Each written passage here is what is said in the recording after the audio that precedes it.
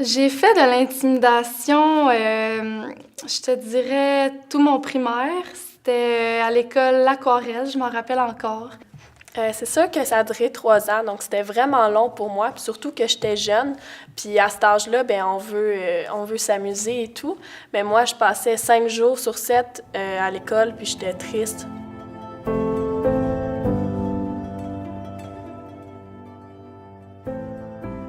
Je me rappelle pas vraiment d'un élément déclencheur précis. C'est vraiment flou, puis j'étais quand même jeune. Je sais juste que selon moi, ça a commencé peut-être graduellement.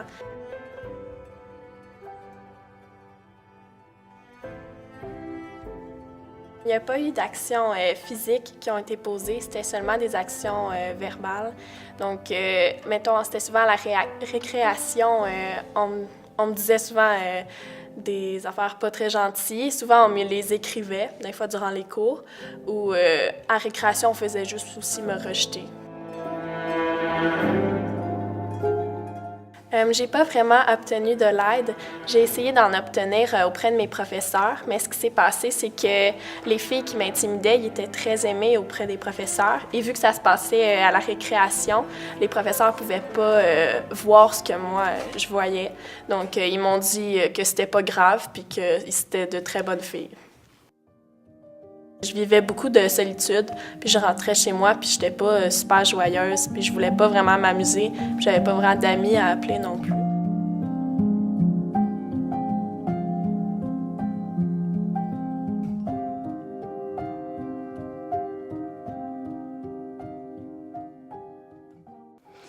Je faisais de l'intimidation parce que je me sentais vraiment pas bien dans ma peau.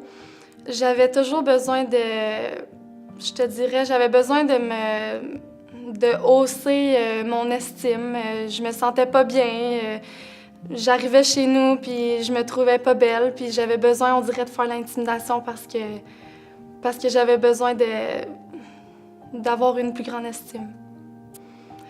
En fait, je croyais que c'était pour me sentir mieux, mais on dirait à chaque fois que je continuais à faire de l'intimidation, on dirait que plus j'en faisais, plus je me sentais mieux, mais en même temps, je me sentais encore moins bien. On dirait que je faisais ça pour me sentir mieux, mais que ça marchait juste pas. Puis on dirait que je me sentais mal d'en faire, mais je pouvais juste pas m'arrêter.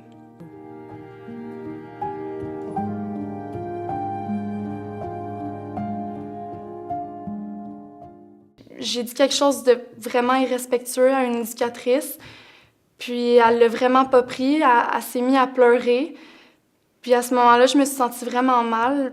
Elle est juste partie, puis elle a failli faire un burn-out à cause de moi.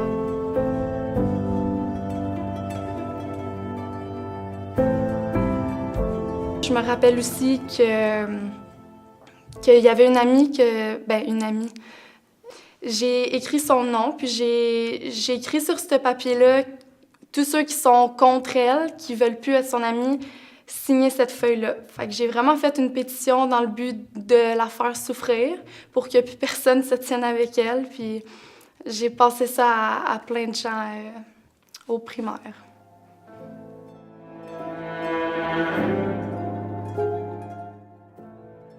Je dirais que ça m'a vraiment détruite.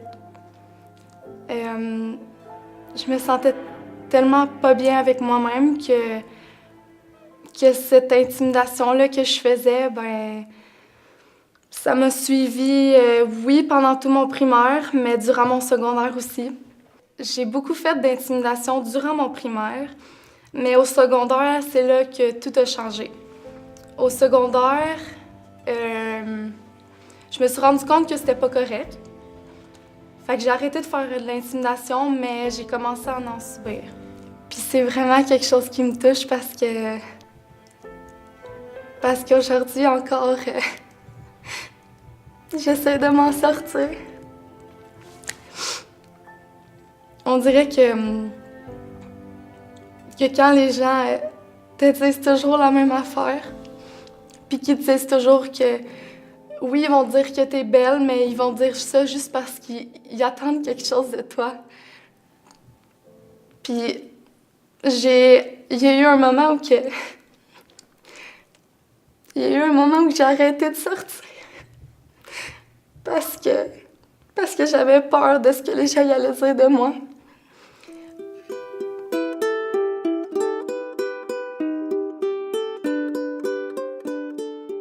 Je retiens qu'il faut tout le temps quand même rester authentique, puis je regrette pas le fait de m'être impliquée puis d'avoir fait des affaires qui aient pu choquer du monde, parce qu'en ce moment, ce que je retiens, c'est que c'est les implications scolaires que j'ai faites. C'est ça qui m'a rendue heureuse au primaire. Puis c'est sûr que j'aurais aimé ça avoir plus d'amis, mais peut-être que elle ne méritait pas non plus mon amitié là, si elle m'intimidait comme ça.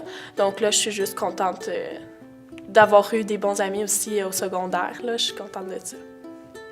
Je dirais que je suis pas fière de ce que j'ai fait parce que j'y repense aujourd'hui, puis aujourd'hui, je suis tellement une personne qui veut aider tout le monde, une personne qui veut toujours être avec les gens, puis je me dis hey, c'est pas moi, ça, c'est vraiment pas moi. Fait que je dirais pas que je regrette parce qu'il faut toujours apprendre de ce qu'on a fait, mais je dirais que plus jamais je vais faire ça.